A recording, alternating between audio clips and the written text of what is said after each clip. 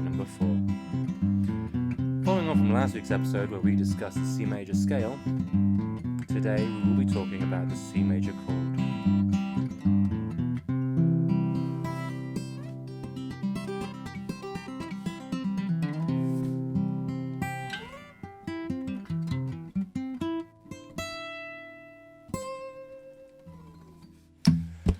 Okay, so the C major chord is made up of 3 notes. Any triad is made up of 3 notes, and C major chord is a triad. How we find those notes is we take the C major scale, which we discussed last week, of C, D, E, F, G, A, B, C. We take the first note, the third note, and the fifth note.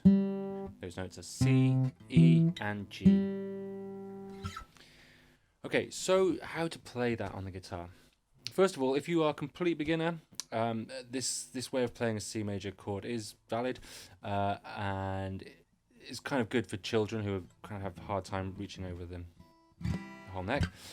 We just do this. We take the first finger, place it on the first fret of the second string, the B, so we make that into a C.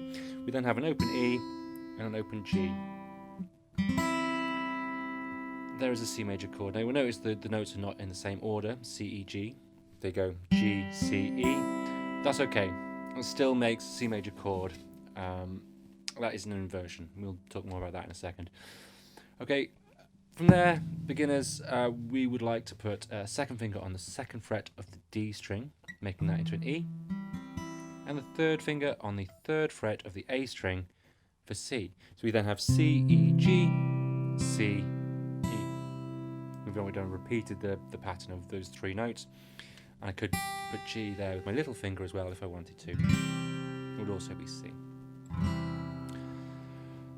Okay, so far so good. Now, here is one thing, one of my biggest tips for guitarists, particularly going from beginner to intermediate, and sometimes you still see intermediate guitarists doing this, is playing a C chord, like this, but hitting the low E string. Now, although that's one of the notes in the C major chord, it doesn't sound right when you hit this bass note. We're kind of turning this into some kind of E minor flat 6 chord rather than playing a C major. So we want to try and avoid hitting this low E string when we play a C chord. There is 2 or 3 ways of doing this. First, this is a good one, is to actually just change the way we play the C major chord. Play the C with the little finger there, the pinky, on the third fret of the A string, sorry, and the third finger then goes on the G on the bottom E string. This now we can strum all the strings, and that is okay. It's fine. It sounds nice. However, we now have all our fingers in use, and there's nothing else we can do. Alternatively, we can do this. We can play the C chord as I showed you a second ago, but just touching the bottom E string with this finger, so it's now muted. I can now happily strum away without any worry of hitting that open bottom string. So far so good. Okay, another way of working on this is if we're playing fingerstyle, just making sure to always go from that A string. If you use a plectrum, then one tip I can give you to get better at just going from this A string when we're playing a C chord, to start off going like this, just one string, gradually adding in more strings until we can go every single time from that A string without hitting that one. There are exceptions. Sometimes you will want to do this on purpose. For instance, if you're playing a theme tune from a popular 80s movie,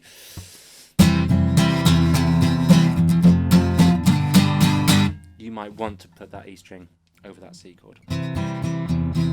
But only if you're doing it on purpose. Otherwise, it sounds like a mistake.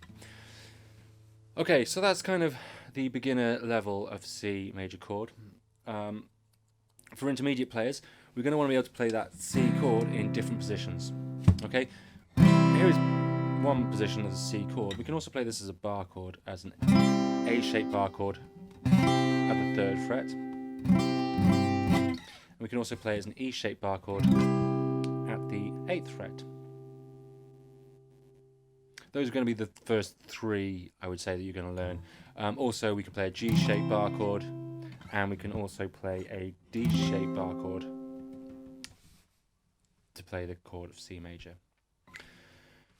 Okay. For advanced players, we're going to start thinking about the C major chord, not in terms of bar chords, but in terms of the triad again, going back to the basics, effectively. So we can take any 3 strings and play different inversions of the C major. So I could do that here as well. Or here. Oops. Or even here.